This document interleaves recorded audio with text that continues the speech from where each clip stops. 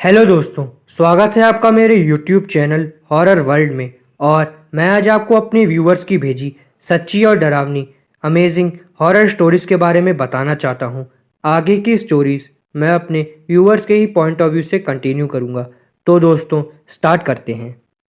Hello दोस्तों, मेरा नाम मंजरी है और मैं अपने परिवार के साथ मुंबई में रहती हूँ।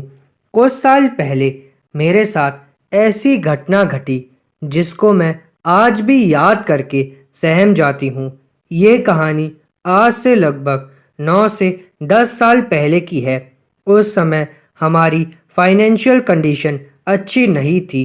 खाने पीने का इंतज़ाम तो इंसान जैसे तैसे कर लेता है, लेकिन किराया देना बहुत ही मुश्किल होता है। ये बात वही लोग जानते हैं जो किराए के मकान में रहते हों या रह चुके हों। रास्ते में आते जाते माँ से जब भी कोई खैर खबर पूछता तो माँ यही कहती, क्या ठीक है। अब तो उनकी नौकरी भी चली गई, किराया कहाँ से देंगे यही समझ नहीं आ रहा। एक दिन माँ की बहुत पुरानी सहेली माँ को रास्ते में मिली। उन्होंने भी जब माँ से हालचाल पूछा तो उनसे भी माँ ने वही बात दोहराई। सहेली ने कहा, तुम चिंता मत करो, मेरे भाई का एक घर है जो काफ़ी सालों से बंद है। तुम अगर चाहो तो अपने परिवार के साथ वहाँ रह सकती हो और तुम्हें किराया भी देना नहीं पड़ेगा। बस साफ सफाई अच्छे से किया करना। इतना कह के वो आंटी वहाँ से चली गई। माँ ने ये बात आकर घर में सबको बताई। हमारी तो खुशी का ठिकाना नहीं रहा। जरा सोचिए, आप किसी प्रॉब्लम में फंसे हैं और एकदम से कोई आपको मिल जाए जो आपकी उस प्रॉब्लम को जड़ से उखाड़ फेंके।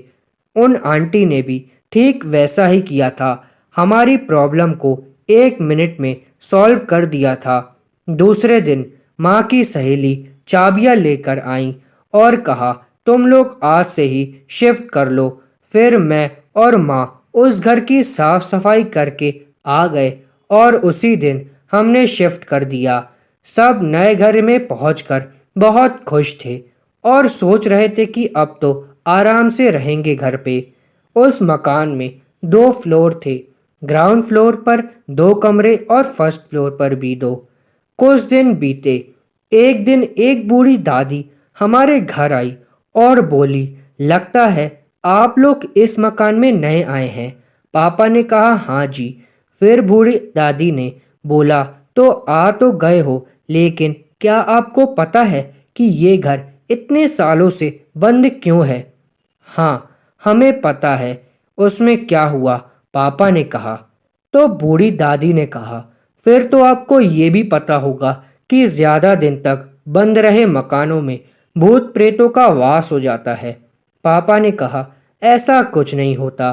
आप हमें डराने आई हैं क्या?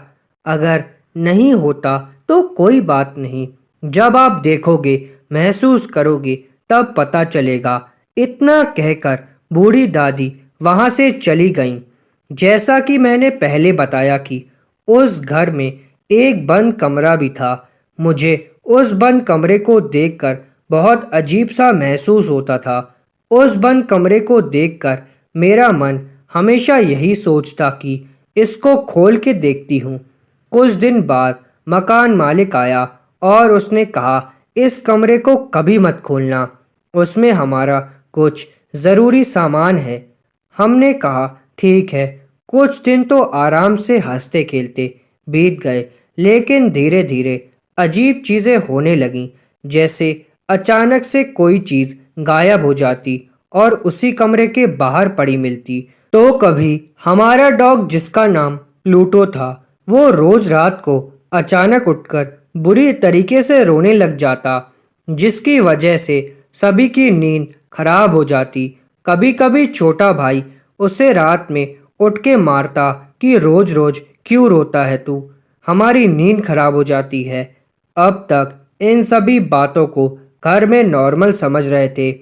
फिर एक रात की बात है, मैं और मेरी दादी ग्राउंड फ्लोर पर जो कमरा बंद रहता है उसके बगल वाले कमरे में सोए हुए थे और माँ, दोनों भाई, पापा फर्स्ट फ्लोर वाले कमरों में सोए हुए थे। गांव में अक्सर रात के समय बिजली चली जाती है। उस समय भी बिजली नहीं थी। मैंने लैंप को बंद कर दिया और आंखें बंद करके लेट गई। पता नहीं कब मुझे गहरी नींद आ गई। मेरी आंखें रात के करीब 1:30 बजे किसी आवाज़ के कानों में पड़ने से खुली। मैंने देखा दादी गहरी नींद में सोई हुई हैं। कमरे में चारों तरफ अंधेरा ही अंधेरा है। बाहर वाइपर जो वॉशरूम की दीवार से सटा हुआ रखा था, जोर जोर से दीवार में लग रहा था। उसके दीवार में लगने से पट पट की आवाज़ हमारे कानों में आ रही थी और सामने खूंटी पे टंगा हुआ शीशा भी वाइपर की तरह बार बार दीवार पर लगे जा रहा था। हैरत की बात तो ये थी कि उस समय हवा नाम मात्र के लिए भी नहीं चल रही थी। उन आवाज़ों को सुनकर मुझे ऐसा लग रहा था जैसे मेरे सीने पे कोई बहुत ज़्यादा बोझ की चीज़ रखी हो। उस बोझ की वजह से मुझे ऐसा लग रहा था मानो अभी मुझे दिल का दौरा पड़ने लगेगा। अभी शीशा और वाइपर की आवाज़ें बंद नहीं हो रही थी कि कमरे की दरवाजे पे किसी के पंजों से खुरेचने की डरावनी आवाज़, जैसे कोई लोहे के नुकीले पंजों से दरवाजे को अभी थोड़ी ही देर में उखाड़ फेंक देगा। उन पंजों की आवाज़ को सुनकर मेरा क्या हाल हुआ होगा आप अंदाज़ा भी नहीं लगा सकते। फिर मैंने हिम्मत करके दादी को जगाया और बाहर होने वाली आवाज़ों के बारे में बताया। दादी थोड़ा ऊंचा सुनती थी तो उनको समझाने में थोड़ी देर लगी कि आखिर हो क्या रहा है, मैं इतनी डरी हुई क्यों हूँ। जैसे मैंने बाहर होने वाली आवाज़ों के बारे में दादी को बताया, दादी ने कहा माँ पापा को आवाज़ लगाओ। जैसे दादी ने कहा मैंने वैसा ही किया। ऊपर सब गहरी नींद में सोए थे, इसलिए मेरे बहुत सारी आवाज़ें लगाने के बाद मेरी आवाज़ सब ने सुनी और सब नीचे की ओर दौड़ पड़े। इतने में बिजली आ चुकी थी और वो आवाज़ें भी बंद हो चुकी थी। पापा ने पूछा क्या हुआ। मैंने गुस्से में कहा आप तो बिल्कुल ही भूल गए हैं कि आपकी एक औलाद नीचे भी सोई है। सब चुप रहे। फिर मैंने गुस्से में कहा मैंने इतनी आवाज़ें लगाई, मेरी जान चली जाती तब अच्छा होता क्या आपके लिए। फिर माँ ने मेरे सर पर हाथ फेरते हुए मुझे सीने से लगा लिया और पूछने लगी क्या हुआ। फिर मैंने सारा कुछ जो भी अभी थोड़ी देर पहले मेरे साथ घटा सब कुछ उनको सुनाया। माँ और पापा ने कहा तुमने कोई डरावना बुरा सपना देखा होगा जिसे देखकर तुम बहुत ज़्यादा डर गई हो, कह के सब ऊपर सोने चले गए। मैं भी अपने आप को ये समझाकर कि शायद बुरा सपना होगा सो गई। अभी मैं पूरी तरीके से सोई भी नहीं थी कि फिर से वही आवाज़ें फिर से होने लगीं। अब की बार तो ऊपर भी सभी जाग रहे थे, सोए भी नहीं थे और उन आवाज़ों को अब की बार सभी सुन रहे थे। वो सब अब की बार मेरे आवाज़ लगाने से पहले ही नीचे आ गए और कहा हम सब तो तुमने बुरा सपना देखा ये समझ रहे थे, लेकिन इस घर में कुछ तो ज़रूर गड़बड़ है। मुझसे कहा अब तुम हमारे साथ ऊपर आओ और हमारे साथ ही सोना। और सुबह होते ही हमने उस घर को खाली कर दिया। लोग बताते हैं कि उस घर में अब कोई नहीं रहता। रात में उस घर से अजीब अजीब आवाज़ें आती हैं। तो ये थी मेरी साथ घटी घटना की सच्ची कहानी। कुछ लोग ऐसी चीज़ों को मानते नहीं हैं। पहले मैं भी नहीं मानती थी, लेकिन जिस दिन से मेरे साथ ये सब हुआ उस दिन से मैं भी इन सब चीज़ों पर विश्वास करना शुरू कर दी हूँ दोस्तों। हेलो दोस्तों, मैं आपको अपना नाम नहीं बताऊंगा, पर जो मैं कहानी आप लोगों को सुनाने वाला हूँ इसमें दो पति पत्नी होते हैं, जिसमें लड़के का नाम गौरव और लड़की का नाम शालिनी होता है। गौरव की शादी को कुछ ही महीने हुए थे। वे दोनों पति पत्नी बहुत खुश थे एवं कुछ महीने बाद ही गौरव का ट्रांसफ़र दूसरे शहर में हो गया। कंपनी वालों की तरफ से एक फ्लैट गिफ्ट के तौर पर दिया गया जिसमें वो दोनों रहने लगे। लेकिन उन्हें क्या पता था ये फ्लैट एक भूतिया फ्लैट है और इनकी जीवन का सबसे डरावना सच बनने वाला है। ये पहले दिन ही गौरव और शालिनी ने मिलकर फ्लैट साफ कर दिया। फ्लैट काफ़ी सुंदर और शानदार था, इसलिए उन्हें काफ़ी समय लगा। इस नए शहर में ढलने की कोशिश कर रहे होते थे तथा साथ ही में बात भी कर रहे होते कि इससे नए शहर में हम क्या कुछ नया कर सकते हैं। बात करते करते काफ़ी रात हो जाती है। इसी कारण वह अपने बेडरूम में सोने चले जाते हैं। करीबन रात के 1 बजे गौरव की आंख खुलती है तो वो देखता है कि शालिनी उसके बगल में नहीं है।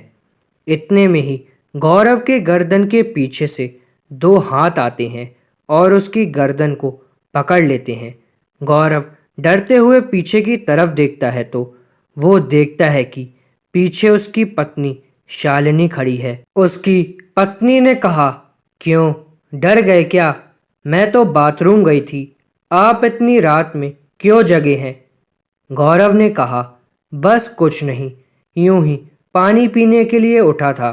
सुबह होकर शालिनी दोनों के लिए नाश्ता बनाती है और नाश्ता टिफ़िन में पैक करके गौरव काम पर निकल जाता है। और फिर शालिनी सोचती है कि घर का बचा कुचा काम ही निपटा लेती हूँ। वो कपड़े धोने के लिए वॉशिंग मशीन में डालती है और कुछ देर बाद जब वो वापस आती है तो देखती है कि वॉशिंग मशीन में कपड़े ही नहीं हैं। वो ये सब देखकर चौंक जाती है। वो घबराते हुए अपने कपड़ों को इधर उधर ढूंढने लगती है। जब वह अपने बेडरूम में जाती है तब वहाँ पर उसके सारे गीले कपड़े उसके बेड पर ही होते हैं। जब शाम को गौरव वापस आता है तब वो सारी बात गौरव को बताती है। गौरव भी उसकी बात को वहम समझकर टाल देता है। अब दोनों अपने बेडरूम में सोने के लिए चले जाते हैं। रात को गौरव को किसी के तेज सांस लेने की आवाज़ें सुनाई देती हैं। जैसे ही अपनी आंखें गौरव खोलता है तो वो डर के मारे बेड से नीचे गिर जाता है। जब उसकी आंख पूरी तरीके से खुलती है तो वो देखता है कि शालिनी के बगल में एक काला साया सो रहा होता। वह भागकर बाथरूम में जाता है और अपनी आंखें धोकर आता है और फिर से देखता है तो वहाँ पर कोई नहीं होता। फिर गौरव को लगता है कि यहाँ पर ठीक से ना सोने की वजह से उसे मन का वहम हो रहा होगा। इसी तरीके से पूरा 1 हफ्ता दोनों को कई बार डर का सामना करना पड़ता है, पर वो इसे मन का वहम समझकर टाल देते हैं। फिर एक रात में दोनों सो रहे होते हैं। शालिनी सुनती है कि कोई उसके बेड के नीचे से पलंग को हिला रहा है। जैसे ही शालिनी नीचे को देखती है तो उसके बाल पकड़कर कोई अदृश्य चीज उसको नीचे खींच लेती है। शालिनी चीखने और चिल्लाने लगती है।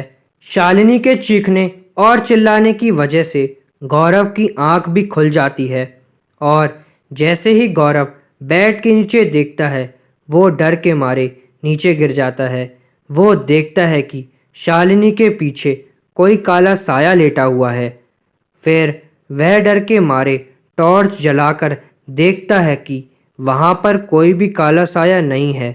वो दोनों अब बहुत बुरी तरीके से डर चुके थे। वे दोनों डर के मारे कमरे से बाहर निकलने की कोशिश करते हैं। फिर वो देखते हैं कि दरवाजे पर कोई खड़ा है तो उन दोनों की हिम्मत नहीं होती कि वो दरवाज़ा खोलकर देख लें। इतने में ही गौरव अपनी टॉर्च जलाने का प्रयास करता है तो उसकी टॉर्च भी खराब हो जाती है। फिर वह देखता है कि शालिनी उसके बगल में ही नहीं है। फिर वो देखता है कि शालिनी दरवाजे पर खड़ी है और उसकी ओर इशारा करके उससे कहती है कि पीछे देखो। जैसे ही गौरव पीछे देखता है तो उसे जोर का मुक्का पड़ता है। इसके बाद गौरव के ऊपर कमरे के सामानों से हमला होता है। वह काफ़ी चोटिल हो जाता है। इतने में शालिनी दरवाज़ा खोलने में कामयाब हो जाती है। वह जैसे ही दोनों भागकर बाहर की तरफ भागते हैं तो उन्हें पीछे से धक्का लगता है और वो फ्लैट के बाहर हो जाते हैं। वह घबराते हुए लिफ्ट की ओर जाते हैं और जैसे ही वो बिल्डिंग के बाहर जाते हैं तो देखते हैं कि फिर से कोई काला साया उन्हें उनकी खिड़की से देखे जा रहा है और कुछ देर बाद वो काला साया वहां से गायब हो जाता है। इतनी हादसों के बाद गौरव और शालिनी समझ चुके थे कि ये फ्लैट हॉन्टेड था और फिर कभी भी उस फ्लैट में रहने को नहीं गए और अपना सामान दूसरे ही दिन दूसरे फ्लैट में शिफ्ट करवा दिया। दोस्तों, ये बिल्कुल सच्ची स्टोरी है। हाय दोस्तों, मेरा नाम राम है और मैं आज आपको एक जापानीज अर्बन लेजेंड के बारे में बताना चाहता हूँ जिसका नाम गाशाडू कोरा है, जिसका शरीर हड्डियों का होता है। कहते हैं कि ये हड्डियाँ उन भूखे बेसहारा लोगों की या जंग में मरने वाले लोगों की होती हैं जिनकी मौत भूख प्यास से या युद्ध में मरने से हो जाती है और जिनका शरीर सही से दफनाया नहीं जाता। कहते हैं गाशाडू कोरो एक इंसान की तुलना में कई फीट बड़ा होता है और दिखने में ये एक हड्डी नुमा शैतान जैसा होता है। ये रात के समय जो लोग सुनसान इलाकों से गुजरते हैं उन पर हमला कर देता है और उनका सिर धड़ से अलग कर उनके शरीर का खून पी जाता है। कहते हैं कि जब गाशाडू कोरा आपके आसपास होता है तो आपको गाची गाची जैसी आवाज़ें सुनाई देती हैं। ये आवाज़ अपने दांतों को रगड़ने के कारण सुनाई देती हैं। ये काफ़ी बड़ा शैतान है, लगभग 18 से 20 फीट लंबा। अगर आप इसे लड़कर इसे ख़त्म करने की सोच रहे हैं तो आप इससे ज़्यादा समय तक लड़ नहीं पाएंगे क्योंकि ये बहुत ही ताकतवर और बड़े होते हैं और आप में इतनी शक्ति नहीं होती इससे लड़ने की। लेकिन अगर आपको ये दिखे तो जितनी तेज़ी से हो सके भागना शुरू कर दें। जापान के कुछ खास मंत्रों से इस शैतान को काबू में किया जा सकता है जिसको शिंतो के नाम से भी जाना जाता है। दोस्तों, ये बिल्कुल सच्चा अर्बन लीजेंड है जो कि जापान में पाया जाता है। हाय दोस्तों, मेरा नाम अंकित है और मैं अपने कलीग नीलेश की दुख भरी दास्तां आप लोगों को बताने वाला हूँ। दोस्तों, नीलेश अपनी नौकरी से बहुत दुखी था। कहाँ तो वो एक दिन गाड़ी बंगले लेने के सपने देख रहा था और वो 10,000 की नौकरी में फंसा हुआ था। वो अपने बॉस से भी नफरत करता था, अपने कलीग से, यहाँ तक कि अपनी सुंदर बीवी से भी वो नफरत करने लगा था और भगवान से भी। वो नफरत का दौर उसका शुरू हो चुका था। जिंदगी का सपना पूरा ना हो पाने के कारण वो इन सब से नफरत करना शुरू कर चुका था। बद से बदतर जैसे ही वो घर की तरफ बढ़ा, उसने देखा कि एक अति भयंकर दिखने वाला बाबा बैठा हुआ है। उसकी जटाएं बहुत बड़ी थीं, उसके पूरे शरीर पर राख लगी हुई थी और चिलम के कश लगा रहा था। वो नीलेश को सोचकर उसकी तरफ बढ़ा और उसके चरण स्पर्श किए। टिफिन से निकालकर लंच भी उसे दे दिया जो उसने खाया नहीं था, लेकिन बाबा उसे देखता ही रहा। जब नीलेश जाने लगा तो बाबा ने कहा, सब मुझसे दूर भागते हैं लेकिन मैं तुम्हारे व्यवहार से खुश हुआ। बताओ क्या परेशानी है? मैं जिंदगी से परेशान हो चुका हूँ, क्या आप मेरा मार्गदर्शन कर सकते हैं? नीलेश बाबा के पास बैठकर बोला। तेरी किस्मत बदल सकता हूँ, बाबा ने कहा। सच में बाबा, कैसे? नीलेश ने बाबा के पैर पकड़ लिए। एक तरीका है, लेकिन पता नहीं तुम उसके लिए तैयार हो कि नहीं। बाबा, मैं सब कुछ करने के लिए तैयार हूँ। मैं अपनी जिंदगी से बहुत तंग आ चुका हूँ, नीलेश ने कहा। तो आज रात 12 बजे शमशान आ जाना, सब पता चल जाएगा, बाबा कहकर वहाँ से चला गया। जब रात के 12 बजे तो नीलेश उठा और शमशान की तरफ चल पड़ा। शमशान पहुंचकर उसने देखा कि बाबा वहां धूना रमा कर रहे थे। मैं आ गया बाबा, नीलेश उसके पास जाकर यह बोला। अगर तू जिंदगी बदलना चाहता है तो 41 दिन वाली कर्ण पिशाचिनी की साधना कर। उसके बाद उस अघोरी बाबा ने विस्तार से उसे साधना का तरीका बताया, लेकिन यह भी कहा कि यदि इसका उपयोग किसी का बुरा करने के लिए किया तो भीषण परिणाम हो सकता है। नीलेश साधना के लिए तैयार हो गया। उसने 41 दिन तक विधिवत रूप से कर्ण पिशाचिनी की साधना की। ये सब उसने अपनी पत्नी से छुपाकर किया था। जब साधना का आखिरी दिन पूरा हो गया तो कर्ण पिशाचिनी एक अपूर्व सुंदरी के रूप में उसके पास पहुंची, उसका आलिंगन किया और सदा उसके साथ रहने और उसके काम करने का वादा किया। नीलेश बहुत खुश हुआ। धीरे धीरे नीलेश ने देखा कि उसकी बीवी कमजोर होती जा रही है। उसके चेहरे का रंग सफ़ेद पड़ता जा रहा है, मानो उसमें खून ही नहीं बचा। ये सब कर्ण पिशाचिनी कर रही थी। वो नीलेश के घर में वास करने लगी थी। वो रोज रात को उसकी पत्नी का खून चूस लेती थी। लेकिन नीलेश ने कर्ण पिशाचिनी को रोकने के लिए कुछ नहीं किया, बल्कि वो यही चाहता था।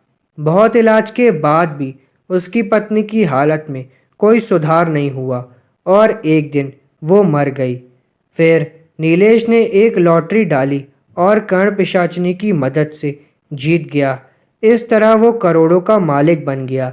अब उसके पास गाड़ी बंगला सब कुछ आ गया था। वो बहुत खुश हुआ। फिर उसने कर्ण पिशाचिनी अपने पुराने बॉस के पीछे लगा दी, जो उसे दुखी करती जा रही थी। बॉस बहुत बीमार रहने लगा और 1-2 महीने में उसकी भी मृत्यु हो गई। एक दिन नीलेश ने साक्षी नाम की एक लड़की को देखा। वो उस पर फिदा हो गया। वो उसे हर हाल में पाना चाहता था, लेकिन जब उसने साक्षी को प्रपोज किया तो उसने इनकार कर दिया। तरह तरह से लुभाने और डराने से भी जब वो नहीं मानी तो उसने कर्ण पिशाचिनी को उसके पीछे लगा दिया। धीरे धीरे साक्षी भी बीमार होने लगी।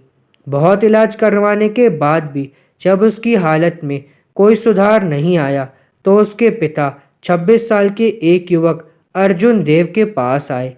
अर्जुन ने तांत्रिक महाविद्यालय, जिसे प्रोफेसर ओंकार शिवा चलाते थे, तंत्र विद्या में महारत हासिल की थी। साक्षी की जांच करके वो समझ गया कि उस पर कर्ण पिशाचिनी का हाथ है। उसे कर्ण पिशाचिनी को रोकने के लिए कहा, लेकिन कर्ण पिशाचिनी ने काल पिशाचिनी को हराकर वापस भेज दिया और ये भी कहा कि आने वाली अमावस्या को वो साक्षी को मार डालेगी। अब साक्षी के बचने का कोई आसार नहीं बचा था। रात को कर्ण पिशाचिनी आई और साक्षी के प्राण लेकर जाने लगी। जैसे ही वो कब्रिस्तान पहुंची, उसे एक आवाज़ सुनाई दी, रुक जा दुष्ट, ये प्राण मुझे वापस कर। जब कर्ण पिशाचिनी ने देखा तो सामने दुर्गा माँ अपने शेर पर विराजमान थी।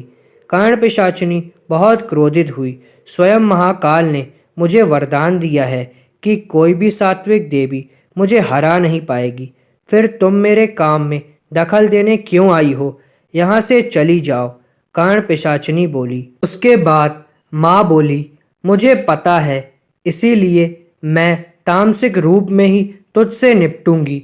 ये कहकर दुर्गा माँ महाकाली के रौद्र रूप में आ गई। ये देखकर कर्ण पिशाचिनी बहुत घबरा गई। हे कर्ण पिशाचिनी, जितनी भी परेशानियां पाई जाती हैं वो मेरी ही छाया से बनी हैं। उन्हें जो वरदान मिलता है एक तरह से वो मुझसे ही मिलता है, इसीलिए मुझे हरा नहीं सकती तू। ये सुनते ही कर्ण पिशाचिनी भी अपने भयंकर रूप में आ गई। उसने काली माँ के ऊपर अनेक तरीके के शस्त्रों और विद्याओं से आक्रमण किया, लेकिन काली माँ ने सबको बेअसर कर दिया और भयंकर अट्ठास लगाती रहीं। फिर काली माँ ने कर्ण पिशाचिनी को दंडित किया। वो पीड़ा से रोने लगी और दया की भीख मांगने लगी। काली माँ ने कहा कि वो उसे मारेंगी नहीं, क्योंकि वो उसी की छाया से बनी है, लेकिन वो उसकी नीलेश से संबंधित सिद्धता खत्म कर देगी, जिससे नीलेश की सिद्धि खत्म हो जाएगी। ये कहकर उन्होंने उस पर वज्र प्रहार करके उसकी सिद्धता खत्म कर दी। कर्ण पिशाचिनी काली माँ को प्रणाम करके अपने स्थान को वापस लौट गई। काली माँ ने साक्षी के प्राण वापस उसकी बेजान देह में डाल दिया। वो पूर्ण रूप से स्वस्थ हो गई। सब ने अर्जुन को धन्यवाद दिया, लेकिन उसने दुर्गा माँ का धन्यवाद करने को कहा। इसके बाद कर्ण पिशाचिनी ने नीलेश को भयंकर रूप से दंडित किया, उसकी सारी धन दौलत चोरों से लुटवा ली और उसको भूकंप से गिरवा दिया। और उसके बाद उसे कुष्ठ रोग हो गया और वो भिखारी बनकर दर दर भटकने लगा। दोस्तों, आपको क्या लगता है कि ये काला जादू सच में होता है कि नहीं? कमेंट में ज़रूर बताएं।